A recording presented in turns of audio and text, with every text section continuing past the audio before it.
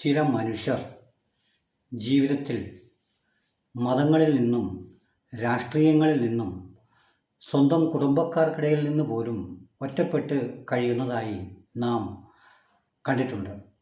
അത്തരക്കാരെക്കുറിച്ച് പഠിക്കുമ്പോഴാണ് നാം ഒരു കാര്യം മനസ്സിലാക്കുന്നത്.